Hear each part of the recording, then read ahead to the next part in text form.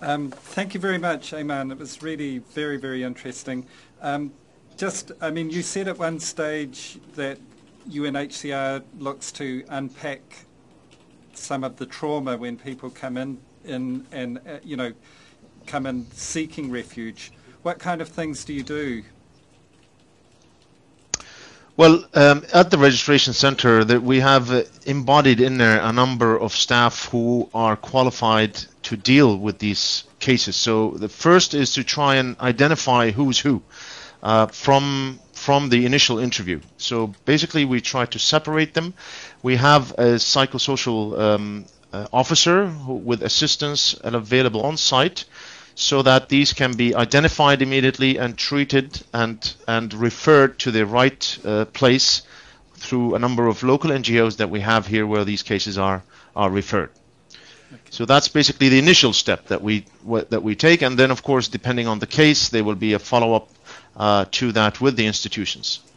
Yeah, and I mean, a lot of the images we're seeing in this feed is from refugee camp situations, while in Syria it's very different, isn't it? It's an urban situation. I think the office of the High Commissioner has never been in history called upon to deal with such an urban refugee magnitude. We have, since the office was established in the 50s, we've dealt by and large by refugees streaming across the border into camps. Now we did have, very small urban refugee caseloads in various capitals, but never exceeding maximum 10,000. Here, having about 750,000 people living in a city like Damascus, who has 4 million people, it was a completely different situation. And I must say, in my 17 years with UNHCR, nothing came to my rescue when we first arrived here to try and put something together for these people. Their needs were different, their background was different. I don't think we were prepared to deal with upper middle class professionals from a wealthy country like Iraq, who have a completely different coping mechanisms than the ones than the Rohingyas in KL or in Bangladesh. So it was a completely new situation.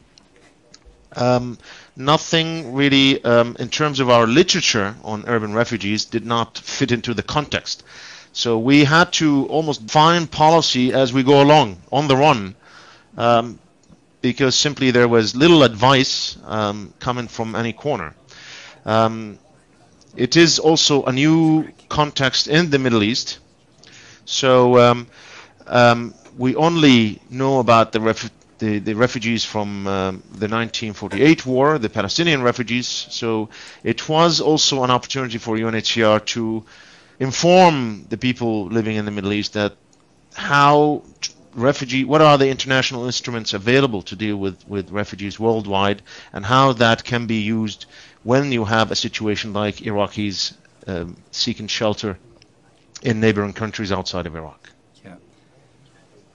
I think one thing that I was really interested in what you were saying there, and particularly for Americans watching this, and other parts of the world, is just how everyday middle-class people, just like people we see around us every day, can become refugees within a very brief period of time and rely on the support of organizations like UNHCR. Yeah, this is very true. I think I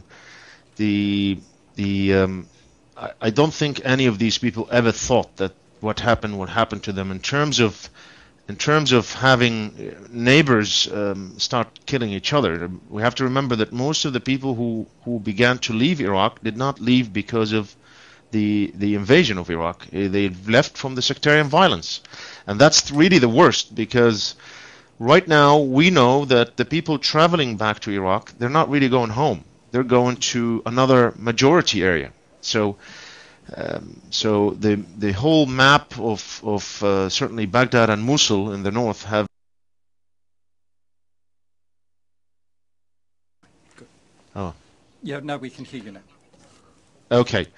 So certainly keeping the light on the situation in Iraq and the plight on the refugees, the plight of refugees from Iraq, because to do our job with all these frustrating and often traumatizing, even for our own staff, to continue addressing a situation as the Iraqis here, becomes extremely complicated if we begin finding ourselves on a declining funding pace. There are other priorities worldwide, and certainly Iraq is not on the top list of people's attentions and international media attention. We hope that the needs of the Iraqis continue to be addressed, because the situation is continue to be unresolved, and unfortunately we don't have a lot of positive signs ahead of us. I'm talking about the situation inside Iraq.